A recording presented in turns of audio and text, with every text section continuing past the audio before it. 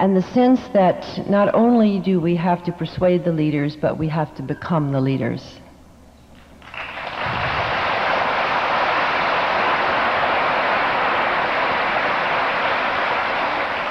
And I think we mean by that a new kind of leadership. It is not a leadership over others, but a leadership that emancipates the capacity in each of us.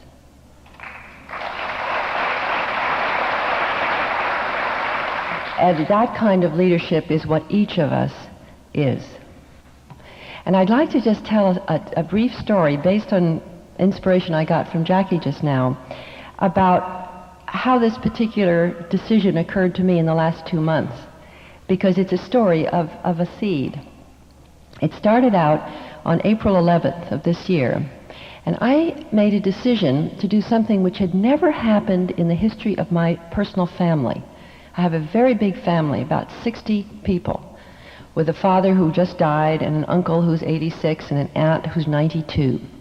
And the 3 elders of the family had been feuding for 10 years. And their offsprings of the aunt, the uncle, and the father had been told by the ancient parents, most of whom were dead, not to be friends with each other. And my sister's son was getting married, and it turned out all the men were away.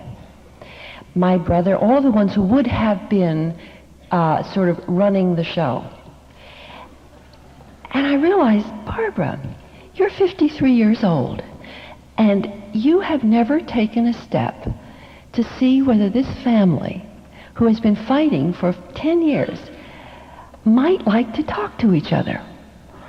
Now, this was a very bold step in my family. You can't imagine how much courage it took me to even think of it. And it is surprising because it's so completely simple. But I called up my sister. I said, Patricia, and she happens to be married to Daniel Ellsberg, and she's quite a wonderful sister. I said, what would you think if we had a family party and we all sat on the floor and told each other who we are? Well, she said, what do you think they'd think? What would it be like? So I said, let's try it. Called up the other sister, the 3 sisters, all in their late 40s and 50s. I mean, my God, we were still somewhat skeptical. And then I started to make telephone calls to at least 40 people. Some of them were 10 years old, some of them were 50 years old, some of them were 90 years old. And I said, something very important is going to happen, and it is essential that after this wedding, you come. I hired a room in a hotel so we could sit on the floor and not be in a restaurant. We are going to find out who we are. And they said, we're going to find out who we are. Whoa! And everybody came, absolutely, from ancient Aunt Rose, who was 92, and Uncle Mickey, who was 96. Right on through to my 3-year-old, 4-year-old granddaughter and my 1-year-old grandson. And they arrived, and there was a little shyness, and the evening was getting late, and people were sort of hoping I wouldn't do it. They thought they might be able to get away with just an ordinary event. And suddenly and I said, well, how about sitting down on the floor and just in a circle, sort of like an Indian circle, and telling each other who we are. And there was an immense shyness. And there were 10-year-old children who were standing close by their parents, holding on. And, Aunt Rose's tribe, and Uncle Dave's tribe, and my father's tribe. And but they all sat down. And I had the presence of mind to turn to the most ancient Aunt Rose. And I said, Aunt Rose, you are the elder. Would you start out telling us who you are? And Aunt Rose said, I have this golden seed. And the golden seed is my potential. And she started out sounding like Abraham Maslow. You could not believe it. And she went through the fact that every person on earth had this golden seed. So then came my sister. Well, she said, my golden seed is that I want to be an artist. And then we went to ancient Uncle Mickey, who said what his golden seed was. And we went all around the circle. And it was like seeing buds opening. Bud after bud after bud. And the 10-year-old children and the 5-year-old children. And one of them said, now that I know we all have these golden seeds, when I get married, I can tell my children about the golden seeds. And it became a tremendous symbol, and the family instantly loved each other. I mean, and what struck me is that after 10 years of feuding, all they had to do was sit in a circle and tell their golden seeds. Now, on that particular evening, April 11th, they turned the television set on, and it turned to be the Academy Award evening. So we drifted from the family party and the Golden Seed event to watch the Gandhi film win all the awards.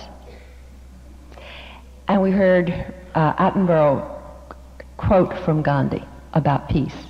And we heard the cheers and the roars, and we saw the scenes for the movie after having had our own family Golden Seed event. And it was interesting juxtaposition. And then everybody left, and they have had another event, by the way. They've already had a family tree party. I wasn't there, but they're off and running. And there's another one planned and another one planned. It's like the Planetary Initiative. They won't stop.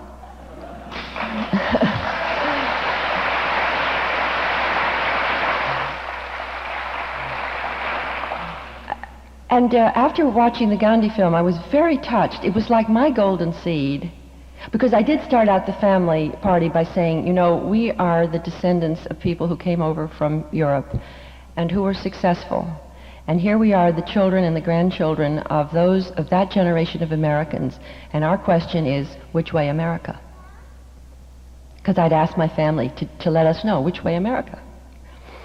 So I sat with my 5 children, and it's very rare for all 5 children to be together in one room. It was now about 2 in the morning. And I said to them, why should we be less than Gandhi?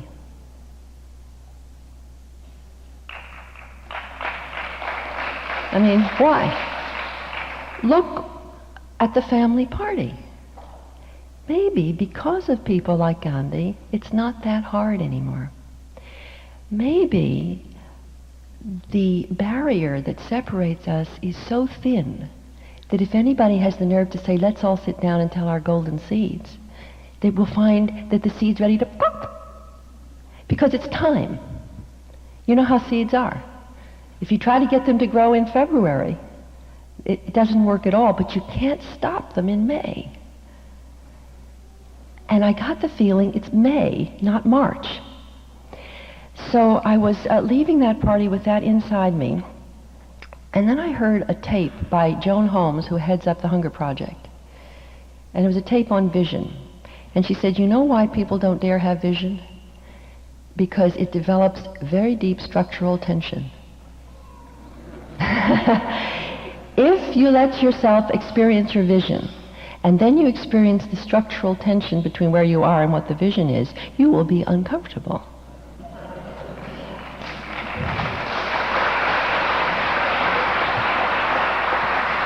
Because if you realize that that vision is the flowering of that seed, how can you stop yourself from moving outside your comfort zone? So most people keep the flower closed so as not to have to experience the structural tension of their vision. But for me, my vision had opened up and I couldn't resist it. And the vision is the activation of the creativity of the body politic of humanity. That's the vision, basically. The great suppressed resource, the great untapped, unknown, unquantifiable resource of human genius. As an American citizen, I realized I had to narrow my scope a little and concentrate on the untapped creativity of the American people. And I decided, after the Gandhi movie and the family party, to attempt something new, which is to say, if it's true that we have this creativity, we have these visions, we have these options, and if it's true that it's May, not March, let's launch a political campaign for a positive future and see who comes to the party.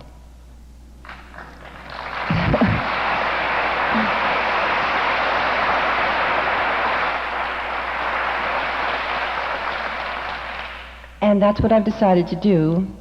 And it's quite appropriate, as somebody pointed out to me, that I made the first real public announcement of it off the soil of the United States at the Planetary Initiative in Toronto, which gives you some idea of the meaning of this campaign.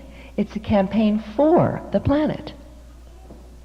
And I would like to conclude with encouraging everybody from every nation here to take whatever initiative they can within their own country to become the leaders of the new.